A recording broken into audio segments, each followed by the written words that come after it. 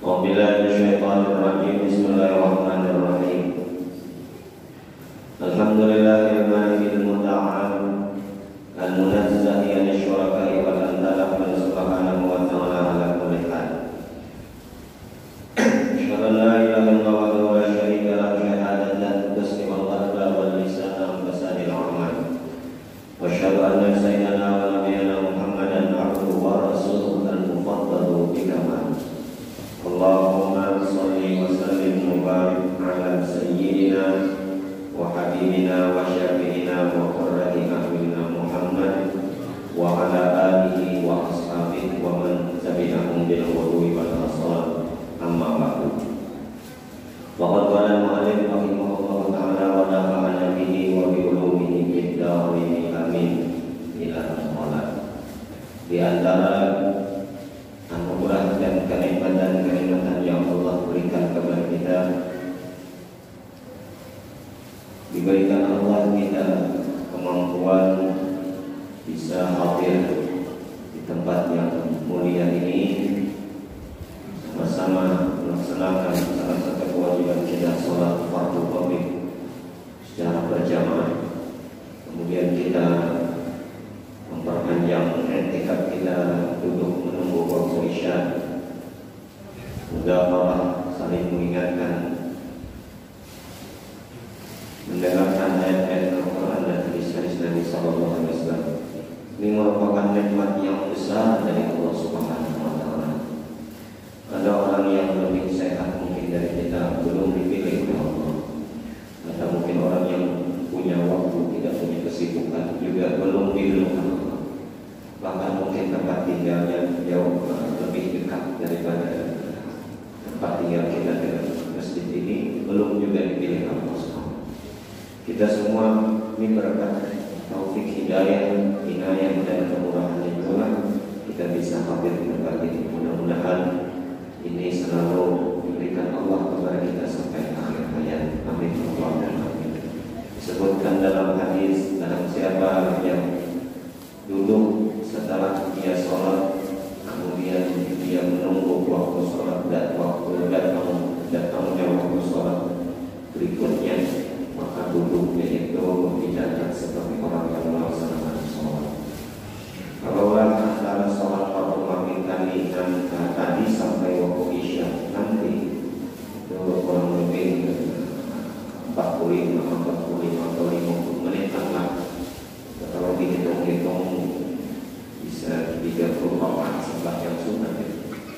Maka itulah Allah sudah berikan kepada kita. Maka tidak ada kata yang indah diucapkan selain kita memuji, bersyukur, mengagungkan dan membesarkan Allah Subhanahu. Amin. Jamaah sekalian yang dimuliakan Allah, kita melanjutkan pengajian kita malam ini. Kita Al-Arba'in Al-Imam An-Nawawi, kitab yang berisi 40 hadis Nabi Sallallahu Alaihi Wasallam. Al-hadis al-awwal, hadis yang pertama, an Amiril Mu'minin Abi Hafsin Umar bin Khattab radhiyallahu ta'ala anhu qala sami'tu Rasulullah sallallahu alaihi wasallam yaqul innamal a'malu binniyat wa innama likulli imrin ma nawa, dan seterusnya. Hadis yang pertama ini ditulis oleh Al-Imam An-Nawawi di dalam kitab ini, hadis tentang niat. Hadis tentang niat ini hadis yang telah diriwayatkan oleh salah seorang sahabat Nabi yang bernama Sayyiduna Umar bin Khattab radhiyallahu ta'ala anhu. Beliau disebut di sini Amirul Mukminin, pemimpinnya orang-orang beriman. Karena dikatakan bahwa Sayyidina Umar lah orang yang pertama kali diberi gelar atau disebut dengan Amirul Mukminin. Apakah Sayyidina Abu Bakar tidak disebut? Sayyidina Abu Bakar adalah khalifah.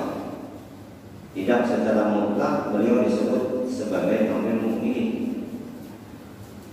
Sayyidina Umar sendiri yang pernah mengatakan di antara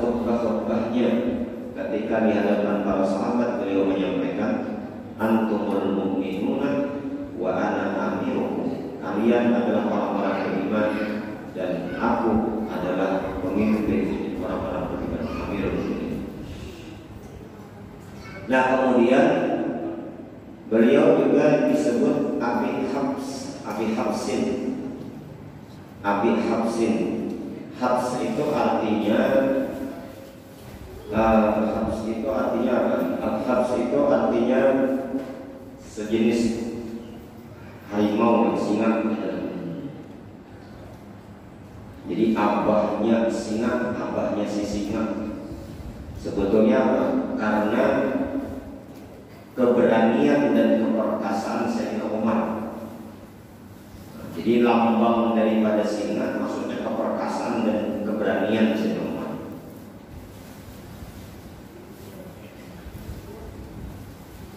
Karena ada suatu kisah Sayyidina Umar itu kalau sidin naik kuda, itu naik kuda itu ada babi ngikut di belakang di punggung kudanya, entah itu berujar naik kan. Tapi telinga kuda ini yang di sini, sebelah kanan sebelah kiri di sini telinga kuda ini kan. Hanya sini kuat banget semua. Padahal kekuatan kuda itu kalah kita, seekor kuda itu kalah kita. Tapi beda Umar. Itu kuda itu menurunkan kuda itu hanya dijewek sedikit telinganya tunduk kuda. Hanya naik. Kita beristilah meluncat kenapa naik kuda. Apalagi mau awal rendah atau awal tetangga naik kuda.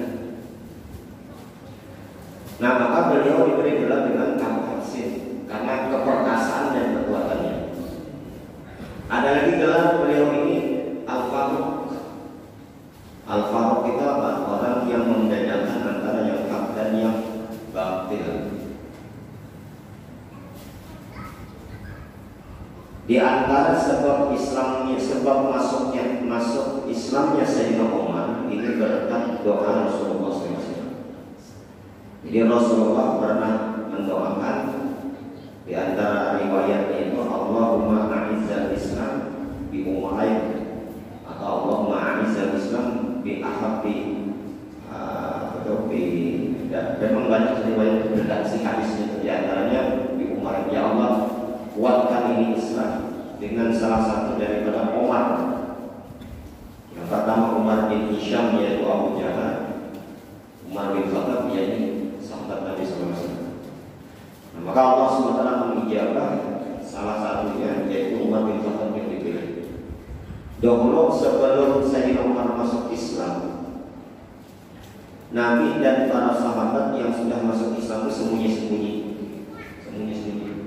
Tapi setelah Sayyidina Umar masuk Islam, mereka sudah berani terang-terangan.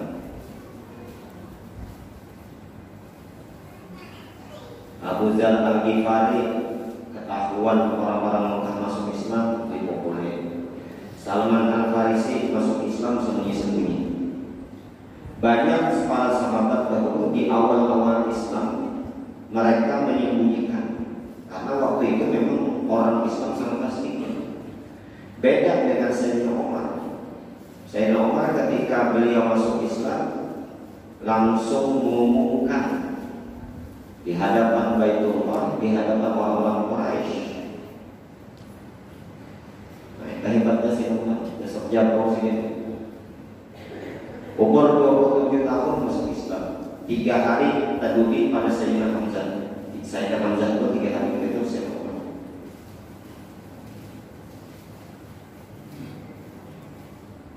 Bahkan dalam riwayat itu disebutkan saking hebatnya Sayyidina Umar, sampai ketika dikuburkan beliau nanti akan menanya munkar dan nakir. Kalau kita kan udah masuk kubur kita tahu munkar nakir. Tapi kalau Sayyidina Umar sidin kan kalau munkar nakir. Tidakkah dia melewati satu lorong kata Nabi, melainkan syaitan itu mencari jalan dan lorong yang lain. Wah, hebat banget ya, luar biasa. Di antara pujian Nabi lagi dikatakan, "Laukana nabiyyun ba'di lakana Umar." Kalau sekiranya ada nabi setelahku, Sayyidina Umar adalah nabi. Bukan Mirza Ghulam Ahmadiyah. Kalau sekiranya ada nabi, berarti ada nabi lagi. Kan begitu maknanya. Kalau sekiranya ada nabi, maka Sayyidina Umar. Jadi strategi politik Rasulullah itu luar biasa. Musuh lawan jadi kawan gitu. Jadi lawan jadi kawan hebatnya politik Rasulullah. Sayyidina Umar ini kan asalnya lawan, musuh. Dia geram, dia selalu berusaha, berencana dan ingin membunuh Rasulullah SAW.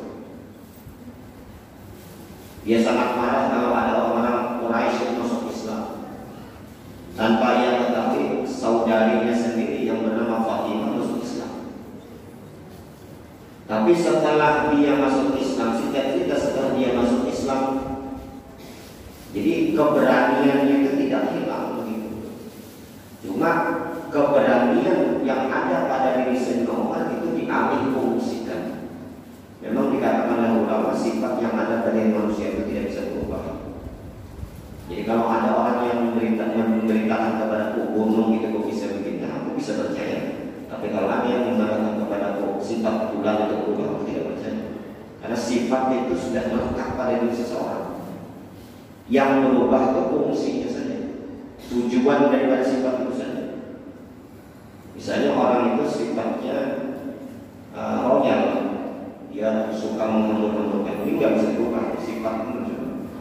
Cuma yang dulu asalnya dia menghambur-hamburkan uangnya untuk yang tidak bermanfaat, kalau nanti dia sadar berilmu, maka dia menghamburkan uangnya untuk yang bermanfaat. Tetapi keberanian pada diri seorang itu tidak bisa dipadamkan. Kalau bang dipasangin masuk Islam baru jadi pengecut, tetap jauh. Cuma keberaniannya yang dulu ingin membunuh Nabi, ingin menghancurkan Islam, setelah masuk Islam keberaniannya digunakan untuk membela Rasulullah dan membela agama. Itulah namanya sifatnya. Nah ini sedikit daripada biografi lah, boleh dikatakan mengakhir daripada Sayyidina Umar. Nah beliau ini punya karamat ataupun kemuliaan. Di antara kemuliaan karamat daripada Sayyidina Umar disebutkan pernah beliau mengutus pasukan yang dipimpin oleh Sariyah. Pada waktu itu Sariyah ini dia berangkat ke negeri yang jauh, sedangkan Sayyidina Umar berada di kota Madinah. Tatkala pasukan yang dipimpin oleh Sariyah ini tidak bisa bergerak karena mereka ingin melintasi sebuah gunung, dan di balik gunung itu ada musuh yang sudah siap menghadap. Apabila mereka meneruskan perjalanannya, maka mereka akan dihabisi oleh musuh. Tapi ternyata dengan izin Allah, Sariyah yang berada di negeri jauh, yang sangat jauh daripada kota Madinah, mendengar suara Sayyidina Umar. Pada Sayyidina Umar sedang berada di Madinah, dan beliau waktu itu sedang menyampaikan khutbah Jumat. Jadi di atas mimbar, Sayyidina Umar itu semacam memberikan komando kepada pasukan. Ujar Sayyidina Umar, "Ya Sariyah al-Jabal, ya Sariyah al-Jabal, ya Sariyah al-Jabal." Wahai Sariyah, hati-hati di balik gunung. Wahai Sariyah, di balik gunung. Mendengar Sariyah suara daripada Sayyidina Umar, maka dia tidak jadi melintasi gunung dan mereka akhirnya selamat. Orang-orang Madinah waktu itu bingung. Kenapa Sayyidina Umar waktu itu seperti mengomando pasukan pada beliau menyampaikan khutbah? Waktu itu tidak ada gampang undang begitu. Ternyata singkat cerita ketika saya kembali ke Madinah dan orang tanya, dia mendengar suatu berarti Sayyidina Umar melihat dan jadi pandangan orang-orang beriman luar biasa, firasatnya tajam banget. Maka ini tidak bisa dilakukan kecuali orang yang betul-betul berikan Allah kemuliaan.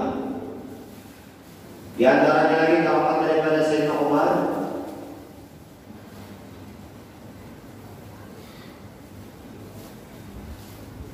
Di Mesir itu punya kebiasaan, apabila sungai Nil itu mengering, maka mereka mengorbankan seorang wanita perawan sebagai tumbal.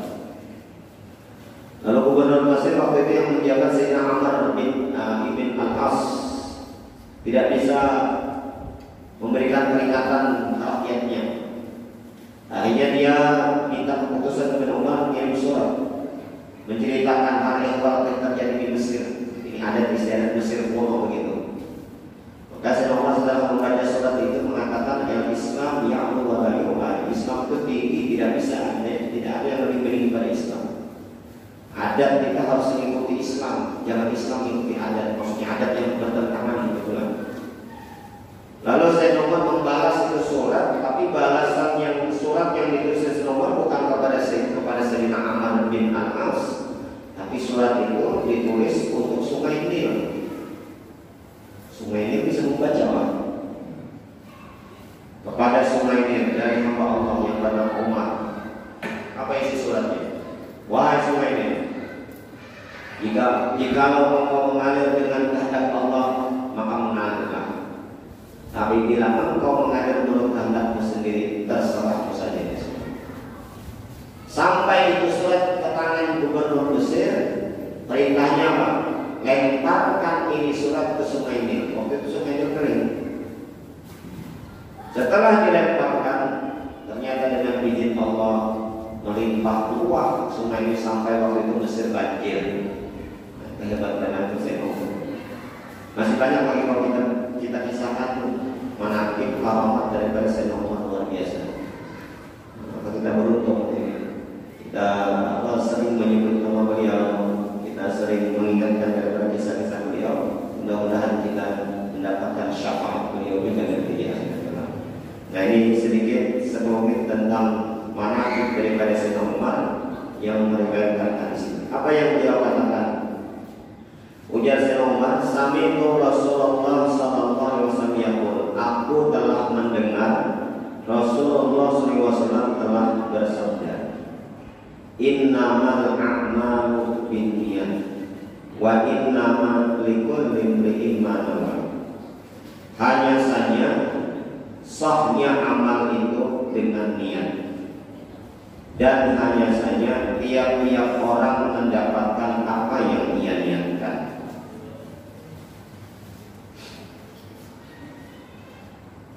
Dalam fikih itu ada perbedaan antara niat dengan azam.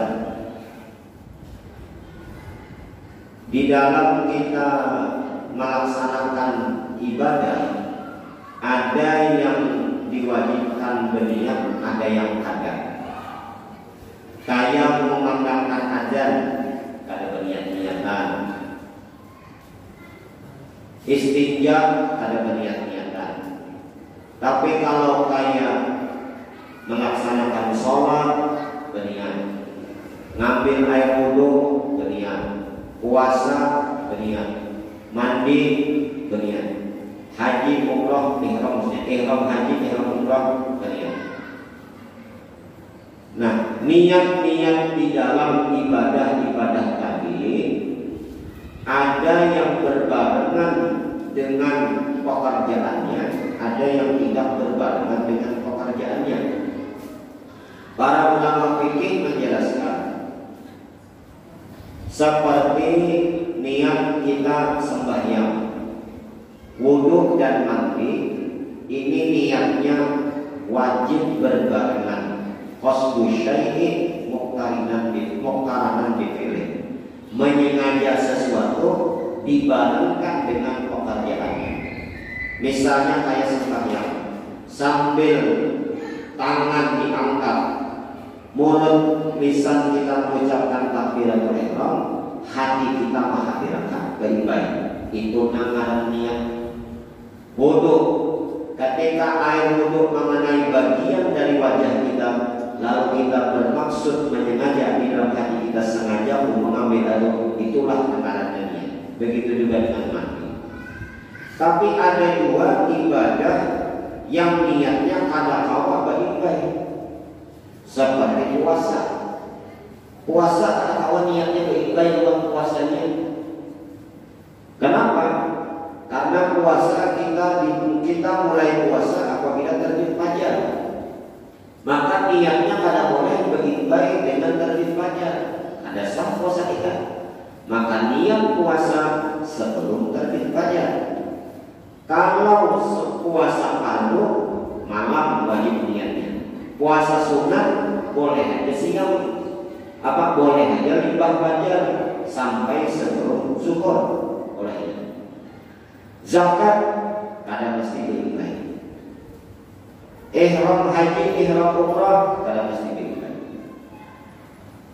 Nah, adapun sembahyang, mandi, wudu ini harus berbarengan dengan pekerjaan kita. Ini dalam fikih namanya. Jadi mesti orang hendak sembahyang harus kaitannya Allah. Nah, ada dalam hatinya. Sengaja pun sholat fardu maghrib, nah itu ada Allah. Mengaku jalan pembuahannya pada berniat-niatan lagi sebab aku mulai rumah sudah berniat. Aku berwudu itu sudah berniat dong. Aku berbaju, aku bertapih itu sudah berniat dong. Bujur itu niat bahasa kita, tapi bukan niat dalam pembahasan fikih. Keinginan hendak mengerjakan sholat tadi ngarannya azam. Nah, azam itu azam. Memang bahasa kita niat juga. Cuma ketika niat itu di dalam sholat harus berbarengan. Kada boleh kada hulu pada takbiratul ihram, kada boleh tanwi pada takbiratul ihram. Harus baik-baik. Kayak juga wudu dan mandi. Jadi orang yang berniat ketika takbiratul ihram pasti takbiratul ihramnya terpanjang sedikit karena itu ada niat. Allahu Akbar.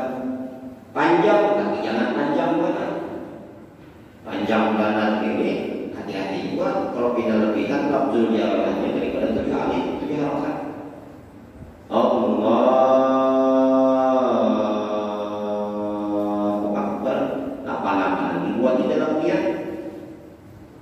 Nah ini dalam ini pembahasan nang wajib niat sembahyang fardu apa-apa nang wajib, sembahyang sunat nang wajib apa-apa nang wajib dalam fikih pembahasan. Tapi orang yang menganggap dia mulai rumah dari sudah berniat sampai di musola sampai berdiri di shop di masjid itu harus berniat. Itu waktu takbiratul ihramnya dia nang cakap benar. Tiga berdiri Allah. Nah itu ada niat-niatan kan. Ketahuan saja. Kenapa? Aku sudah berniat mulai rumah hujan gitu. Nah itu. Maka niat ini andakannya dalam hati. Adapun yang kita ucapkan ngarannya lafaz niat. Sembahyang yang wajib itu menyengaja dalam hati. Ada pengucapan usolli fardhu maghribi, usolli fardhu subhi, hukumnya sunnah. Sore aja Pak ada mengadakan bid'ah. Ada yang mengatakan bid'ah, lafaz niat bid'ah, benar. Ujar Imam Nawawi dalam kitab Majmu' Syarh Muhaddats, lafaz niat hukumnya sunnah. Kenapa? Liyusawidal lisanu al-qalba. Karena lisan membantu hati bisa menghadirkan. Dalilnya lafaz niat, dalil sunnahnya lafaz niatnya. Ujar Imam Nawawi, ketika Rasulullah boleh ke rumah lalu menakuni lawan Aisyah, apakah hari ini kita berisi makanan? Ujar Aisyah, ya Rasulullah, hari ini kita tidak berisi makanan. Lalu Nabi menjawab, inni shaimun idan. Kalau begitu aku puasa. Ucapan Nabi kalau begitu aku puasa, ujar Imam Nawawi dan ahli bahasanya, itu ngarannya lafaz niat. Lalu dikiasakan dengan ibadah-ibadah lain. Setiap kali hendak mengerjakan disunahkan Tapi yang wajibnya adalah dalam hati. Nah, kemudian niat ini tujuannya membedakan antara ibadat dengan adat. Jadi niat ini membedakan antara adat dengan ibadat. Satu, fungsi niat. Ada orang di pinggir batang sungai. Ketiga, sama-sama ingin mandi. Sama-sama ingin mandi. Tapi di sisi Allah bisa lain-lain dapat pahalanya. Yang seekong mandi wajib, yang seekong mandi sunat, yang seekong mandi biasa. Apakah beda antara mandi wajib dengan mandi sunat? Apa bedanya? Mandi wajib bersabun, mandi sunat dari sisa sabunan kan? Sama aja. Yang membedakan adalah niatnya. Ada orang masuk dalam masjid. Orang masuk dalam masjid, duduk dalam masjid, beberapa saat baru dia keluar. Pertanyaannya, bagus kan? Bagus mana orang masuk masjid sama masuk dalam diskotek? Ayo, nih sekong masuk masjid, sekong masuk diskotek. Secara zahir nih masuk masjid bagus kan? Bagus, tapi belum tentu di sisi Allah. Secara zahir orang masuk masjid bagus. Yang bagus itu kalau niatnya memang etika. Niatnya etika, niatnya menahan diri dari dosa, supaya matanya akan menahan dosa, supaya mulutnya tidak membicarakan aib orang lain, telinganya tidak mendengarkan apa yang tidak disenangi Allah. Pahala. Ditambah lagi dengan baca Quran, ditambah lagi dengan sembahyang sunat, pahalanya banyak. Tapi ada yang masuk masjid, niatnya apa? Hendak ambil celengan masjid. Kita ini melihat masuk masjid bagusnya sedikitnya, padahal niat dalam hati ngambil itu. Yang tahu niatnya ngambil masjid siapa? Allah Ta'ala. Oleh karena itu Allah tidak pernah menilai gawian zahir manusia. Yang dinilai Allah adalah hatinya. Innallaha la yanzuru ila suwarikum wa ajsamikum walakin yanzuru ila qulubikum wa a'malikum. Allah tidak pernah memandang bentuk rupa jasad kalian. Yang dipandang Allah adalah hati dan amal kalian. Kenapa? Karena secara zahir gawiannya tidak baik, tapi hatinya busuk. Bagus banget masuk masjid sekalian. Caranya apa? Macam-macam ya biar masjid pun takin kan menurut sana di Kampauan situ. Dulu celengan besinya diangkat tunggannya. Jadi wah ini diulangkan paling dia celengan besinya berat. Nah itu pulang rantai tongkang pulang menangis makin mangkatnya. Masjid Takwa di Pelampat tuh bingung bagaimana. Karpet pernah hilang, karpet masih jalan bisa hilang. Allah Allah, bingung banget. Bopekap palingnya mamil. Oh ini alhamdulillah kita maju sudah ada CCTV jadi kau dipantau dan sebagainya. Dulu banyak hilang. Masjid As-Sa'adah di Beruntung tuh ada di pengajian sini. Itu handicam kameranya itu dibobol katanya. Allah Akbar. Masuk masjid kadang mau kenalin yang ambil dalam masjid, andakan barangnya dalam masjid, masuk masjidnya. Ada orang pindah kisahnya dilepas ke masjid, dia ketika khusyuk berzikir di mana orang beraksinya. Siapa yang tahu? Allah Ta'ala. Jadi Allah kadang menilai dia masuk masjid, tapi yang dinilai Allah dalam hatinya bapaknya dalam masjid. Nah itu fungsi niat. Niatnya harus benar. Bujur anakannya dalam hati, cuma dia membedakan antara adat dengan ibadat.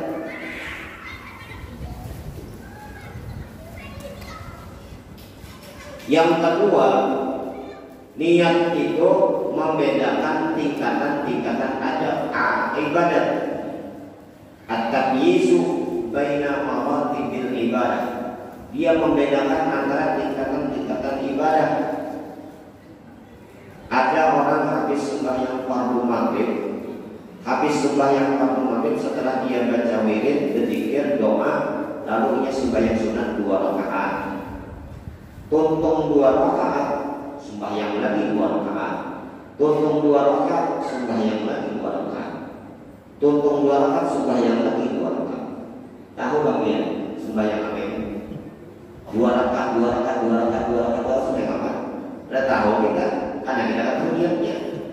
Hendak tahu tak bolehnya. Yang membedakan 2 rakaat, 2 rakaat, 2 rakaat, 2 rakaat, 2 rakaat adalah niatnya. 2 rakaat yang pertama ba'diyah maghrib. 2 rakaat yang kedua sembahyang sunat taubat. 2 rakaat yang ketiga hajat bisa jadi. 2 rakaat yang ketiga mengqadha sembahyang subuh.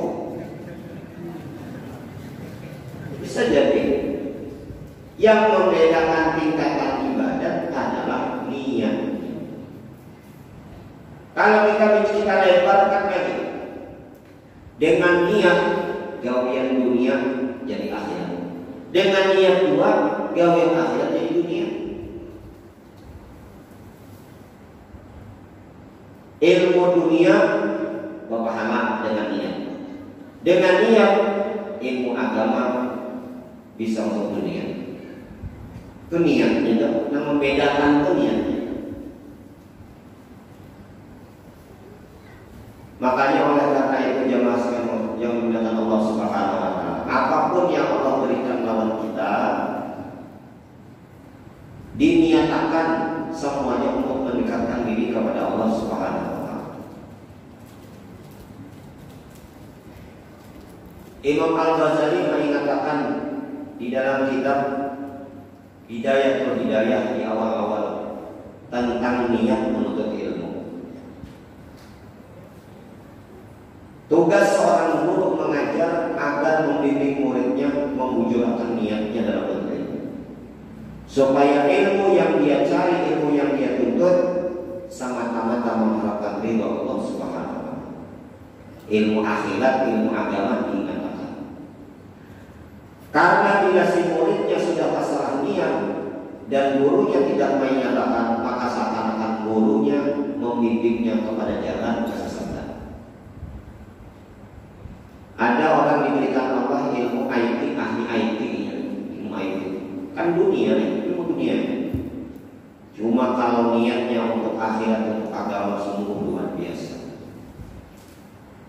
Pengajian kita nanti kan direkamnya, karena kita nyampaikan bahasa baca, diterjemahkannya pakai bahasa Indonesia supaya seluruh orang Indonesia bisa menikmatinya. Lebih hebat lagi diterjemahkan ke bahasa Inggris. Dan videonya di-share sampai ke Amerika sana. Bisa banyak. Ini pahalanya pada nang penceramah. Nang ceramah aja sedikit, jangan makan-makan. Nang ahli IT tadi direkamnya, ibah dieditnya, diuploadnya di YouTube, bisa dengerin. Itu siapa yang bisa? Ahli IT. Kan kita ini kan bisa. Ada orang ahli merakit sound, ahli sound system, niatnya untuk akhirat. Bila ada masjid minta menggunakan sound, semangatnya karena masjid digunakan untuk ajar, digunakan untuk pengajian, digunakan untuk pembacaan, supaya aku dapat dua pahalanya. Senang dengan menggawiakan yang bagus, digawiakan cepat pulang. Ada majelis murahkannya juga. Ada bukan karaoke, kolernya. Kalau tidak membuat gue dosa di situ.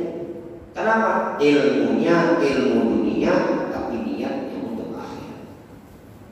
Tapi yang lebih hina itu adalah orang yang berisi ilmu agama, ilmu akhirat, niatnya hanya untuk mencari dunia, sehingga merubah hukum yang asalnya haram boleh-boleh saja. Duit sudah masuk. Nah itu kenapa? Karena niat.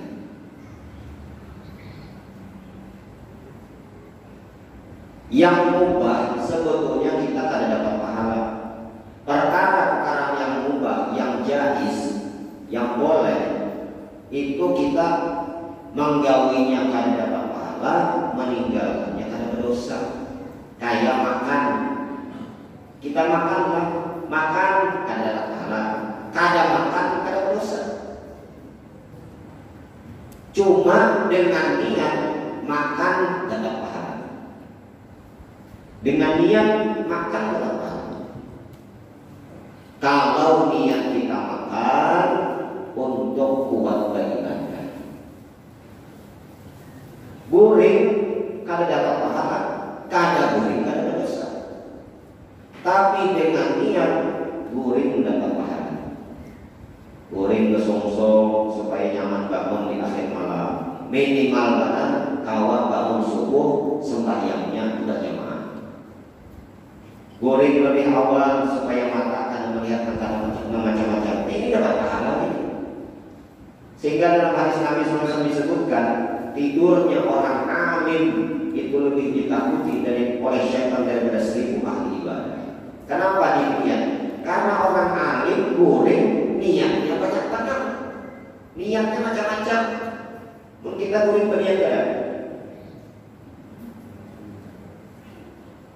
Makanya penghulu biasanya bila menikahkan orang dibimbing niat nak nikah dibimbing.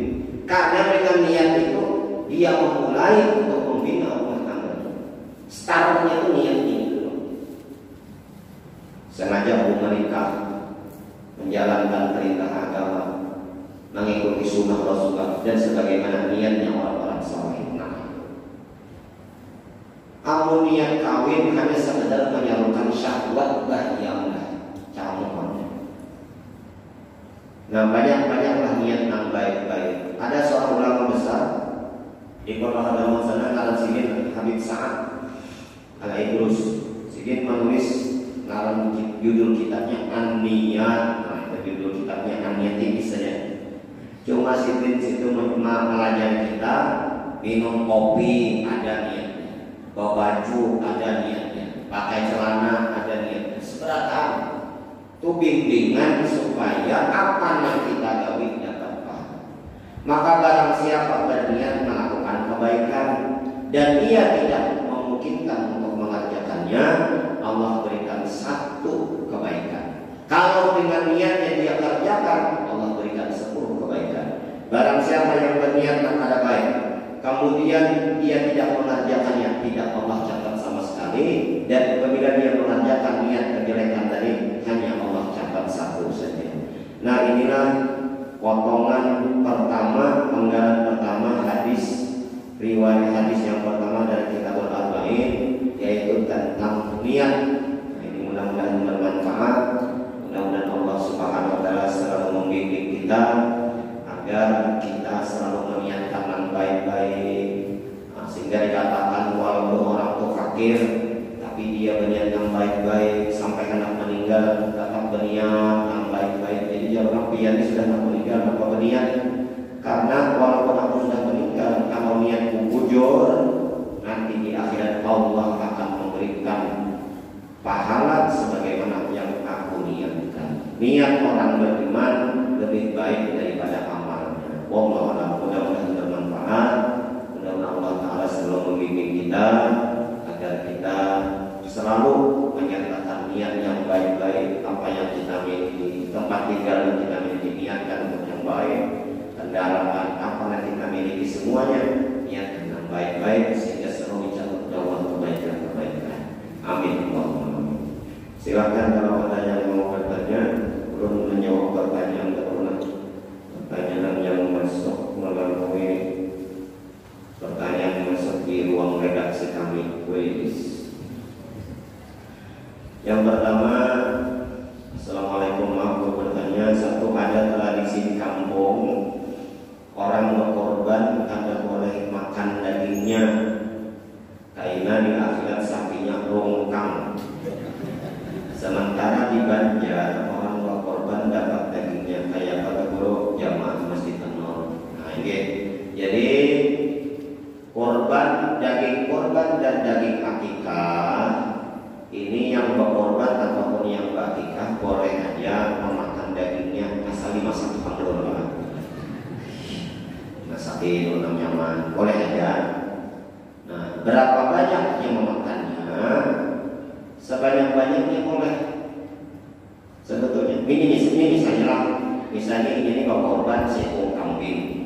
Anggap kambing tadi dagingnya 20 kilo misalnya. Lalu dia makan 19 kilo, ini yang makannya. Misalnya 1 kilo jadi bayarannya sah juga boleh juga. Cuma pahalanya sesuai apa yang diberikannya. Berarti 1 kilo ini dapat pahala akikahnya. Yang kedua, kan kalau bicara masalah boleh dan sah boleh, tapi makna esensi korban dan akikah apa gerak? Makna dan esensi korban dan akikah kita merasakan. Berarti kita belum mengenal tujuan esensi daripada korban kalau kita makan banyak. Nah sehingga dibatasi kalau hendak makan 2 jangan lebih daripada 1/3. Nah itu banyak banget sudah tuh. Nah paling abdal tapi lah hendak makan 2 sesuapan aja, atau kayak orang dulu jantungnya kan, hatinya kan, atau kadang makan 2 kalau usah makan 2 kali. Karena niat kita bawa korban karena kita banyak kan. Mungkin kita hendak bawa korban tapi kita makan banyak, ini korban karena nya asal ada sebagian dari korban diserahkan oleh orang yang berhak sah korbannya, sah korbannya. Cuma dapat pahamnya sesuai apa yang kita berikan. Ini adalah korban sunnah atau akikah sunnah. Boleh yang berkorban dan yang melaksanakan akikah memakannya boleh. Tapi kalau korban ada, nah ini kan boleh sama sekali, sedikit pun ada. Bagaimana kalau tak makan? Berarti kan sengaja tak makan diganti. Misalnya tak makan sahiris. Nah anggaplah di Banjar sahiris daging sapi itu orang berjual 15.000 ganti duit 15.000. Nah itu tak makan. Jadi kan boleh tak makan. Yang benar ini bukan hanya nambah korban kalau boleh memakan dagingnya. Orang yang di bawah tanggungan nafkahnya pun kalau boleh makan. Bila benar. Nah bila lulus anakku di akademi kepolisian, aku korban ya, aku wajib korban. Lulus korban. Nah caranya ada boleh. Tapi bila dia sunat bolehnya. Yang kita korbankan itu daging lawan darahnya kan sampai kepada Allah. La yanallahu al-luhum wala dima'u walakin yanaluhu taqwa minkum. Akan tetapi yang sampai kepada Allah adalah ketakwaan kita yang mau berkorban kita yang sampai. Jadi jangan takutkan pian daging yang dimakan itu rongkang kan ada. Nah, sama kayak semalam dalam satu grup 7 orang kumpul kekanakan bergaya di atas sapi tidak ada lewat. Sapinya halat dengan sanggulan di mana umum sapi. Memang jadi tunggangan. Nah, ada rongkang itu. Yang kada boleh itu adalah bagian daripada daging korban dijual. Mungkin tanduknya kalau dijual, kulitnya kok biasanya lah. Yang kada boleh ini nambah korban yang menjual. Beda hanya kalau nambah korban memberikan kepada salah satu orang, diterimanya, kemudian yang menerima menjualnya ya apa? Biasanya sini ada seekor sapi yang menuju sepakat, siapa kulitnya nanti kita berikan jalan lawan. Misalnya salah satu panitia di sini, nah diterima, nanti salah satu yang menerima ini dijualnya lawan orang ini kan apa boleh aja. Yang kada boleh itu salah satu dari nambah korban kita jual di sana tidak, maka kada sah korbannya. Kalau makan bolehnya. Kemudian pertanyaan yang berikutnya adalah Assalamualaikum warahmatullahi wabarakatuh. Mohon maaf kepada Tuhan, orang sudah terdaftar haji kada dari berangkat lalu meninggalnya dengan dunia muslim, lalu meninggal apakah masih dituntut kewajiban hajinya? Nah ini kalian dituntut lagi karena memang tidak memungkinkan baginya orang meninggal dunia. Yang tetap diwajibkan haji itu orang itu pertama dia mampu dia untuk mendaftar di tempat kita kan mendaftar dulu karena kalau daftar langsung berangkat kan di tempat kita gitu. Nah orang tadi dia mampu tapi mendaftar pada ujung-ujung yang lain kata meninggal dunia sedangkan duitnya itu cukup untuk mendaftar. Nah maka nanti bila si meninggal duitnya itu digunakan untuk badal haji begitu. Badal hajinya itu karena dia diwajibkan. Nah beda dengan kasus yang ditanyakan ini kan dia sudah daftar, cuma karena menunggu tanggal waktu keberangkatan di tempat kita memang banyak orang yang daftar. Nah akhirnya umur sampai gugur kewajiban umur dan dia tetap pahala. ini niat ini, mengenai niat ini. Jadi orang daftar haji itu dia sudah membuktikan niat itu benar. Dia membuktikan niat itu benar, itu sudah dapat pahalanya. Maka nanti kalau dia meninggal dunia, dia dalam keadaan bertalbiyah dapat pahala haji karena niatnya benar. Jadi jangan takutan bagi siapa-siapa yang dapat haji yang mampunya ikut yang sampai 10 bahkan 15 17 tahun kan jadi masalah. Yang penting dia daftar kan sudah sembuh. Karena ketika dia daftar, dia sudah dicatat oleh mereka dapat pahala sudah. Masalah nanti sampai kada sampai itu lain urusan. Kalau kita ini kadang bilang mendaftar 15 tahun sampai 2 tahunnya, nah dia mendaftar haji kan daftar mati kan. Kalau mendaftar haji kan usah pikirkan ke sana, sebab itu sudah urusan kita. Apa yang kita bisa mendaftar aja dulu. Nah karena kita nih mampunya segitu, mampunya orang yang berangkat tahun ini, bapak mendaftar tahun berangkat tahun ini bisa. Mampunya cuma mendaftar seperti itu, ya seperti itu. Tetap dapat pahalanya, kan? Kemudian ada lagi kayaknya.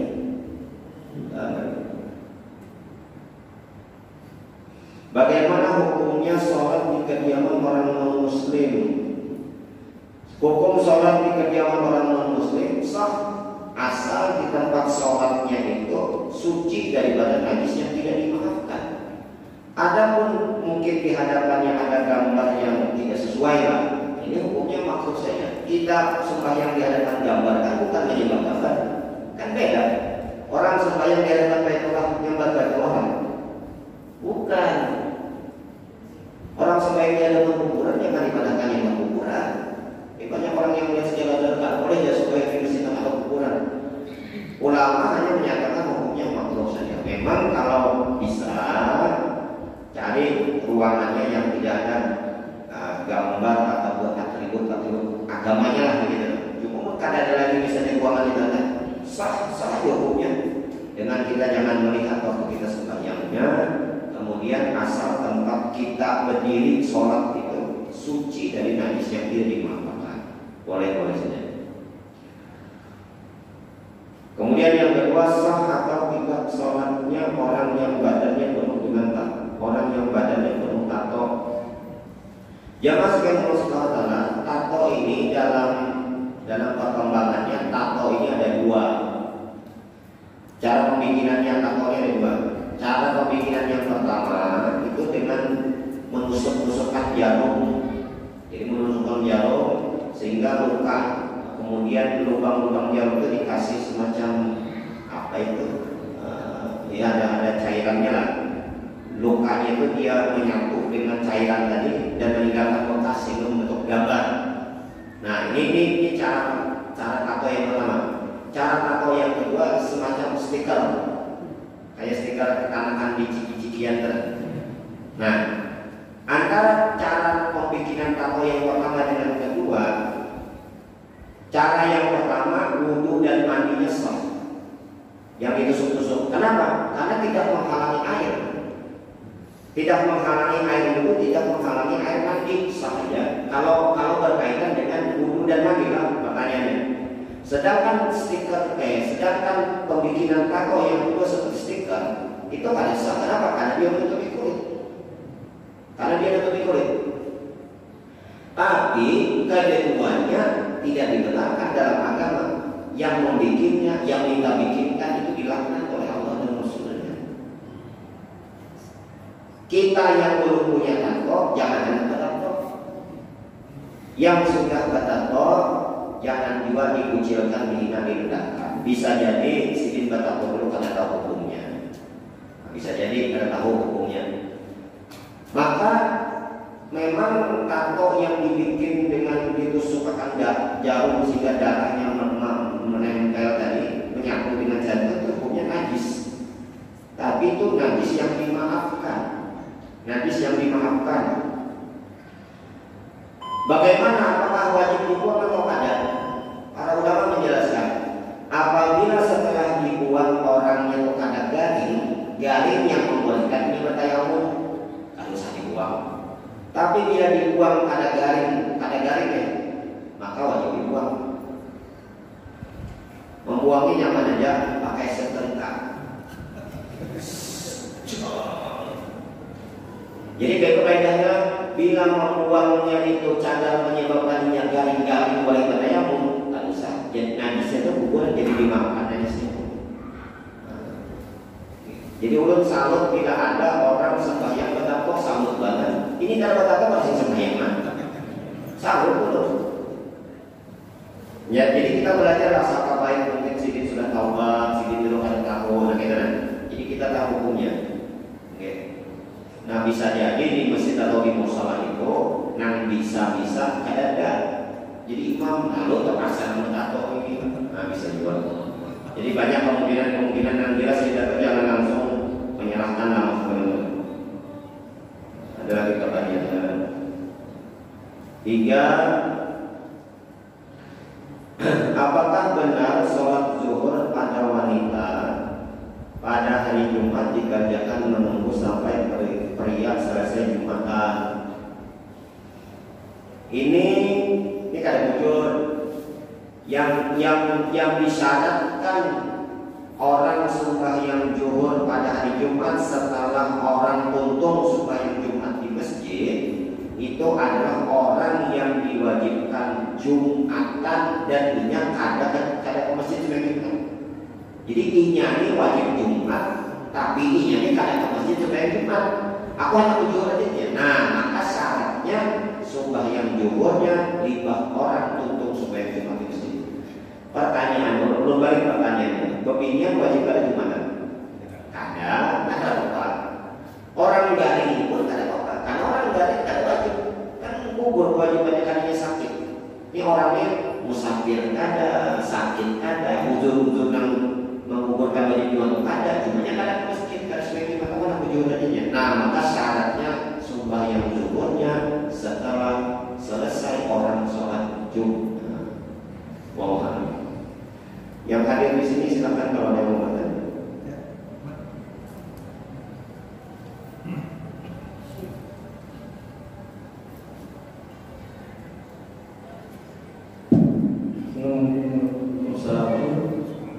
Masalahnya ada apa namanya? Kita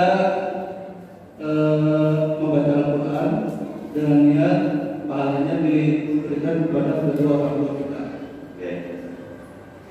Apakah kita mendapat pahala dan juga pahalanya untuk kedua orang tua kita. Kemudian waktu berjalan kita baca Al-Quran terbersih hati, umpamanya ada sukah umpamanya. Apakah sukah ini mengukurkan pahala yang kita baca tersebut untuk kedua orang tua kita dan sendiri? Terima kasih. Assalamualaikum warahmatullahi wabarakatuh. Yang pertama pertanyaan yang tentang orang baca Quran kemudian dihadiahkan untuk orang tuanya. Memang pendapat Imam Asy-Syafi'i kalau hanya sekedar bacaan Al-Quran itu saja pahalanya tidak sampai kepada orang sudah meninggal dunia kecuali kalau kita niatkan. Ini banyak salah dipahami oleh orang semua. Ibadahnya perkara Imam Syafi'i pandangan bacaan Quran ada sampai orang meninggal. Memang kalau ada diniatkan. Tapi kan kalau biasanya kita kan arwah mahawal biasanya kita baca Allahumma baligh wa ausil. Nah, kayak ya Allah sampaikan, ya Allah sampaikan, kirimkan pahala baca Quran corona yang nah itu sampai. Nah kemudian apakah yang membaca pahala? Jelas. Jadi dalam hukum agama ini kebaikan itu kita berikan tanpa mengurangi kebaikan kita. Beda dengan hal dunia. Hal dunia secara zahir bisa 10.000 kasih 5.000 sisa 5.000. Tapi secara hakikat banyak kalau pahalanya kepandangan akhir begitu. Begitu juga dengan kebaikan. Jadi dengan pahala tadi.